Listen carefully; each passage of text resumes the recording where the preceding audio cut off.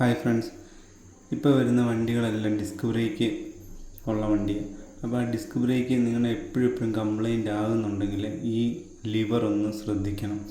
ഈ ലിവർ നല്ല രീതിയിൽ താഴോട്ട് താഴ്ന്നാണ് കിടക്കുന്നതെങ്കിൽ ഈ MC കിറ്റ് പോകാൻ ചാൻസ് കൂടുതലാണ്.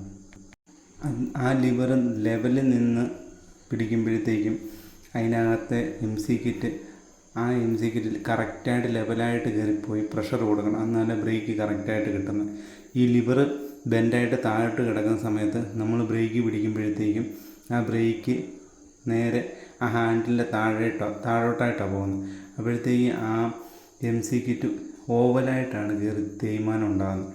അപ്പോഴത്തേക്ക് ഈ MC കിറ്റിനകത്തുണ്ടാകുന്ന ഈ പ്രഷർ ഫ്ലൂയിഡ് തള്ളി കൊടുക്കുന്ന ഈ പ്രഷറിന് 2 ഓറിങ് ആയിട്ടേക്കുന്നത്. ആ ഓറിങ്ങിന് നല്ലപോലെ തേയ്മാനം ഉണ്ടാകും. അപ്പോഴത്തേക്കുമാണ് ഈ MC കിറ്റ് മാറിയ കിടക്കാത്തത്. ഇപ്പോൾ ഒരു പുതിയ ലിവറായത്. ഇത് പഴയ ലിവർ.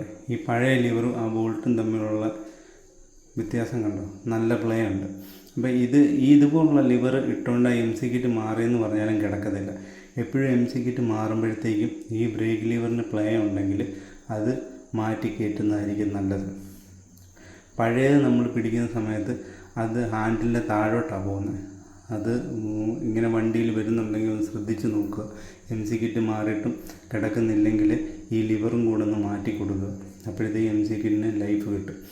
ഇപ്പോൾ ഇത് ഞാനൊരു 2-3 വണ്ടിക്ക് ഇങ്ങനെ ചെയ്ത് നോക്കി. അപ്പോഴത്തേക്ക് അതിൻ്റെ സക്സസ് ആയിട്ടുണ്ട്.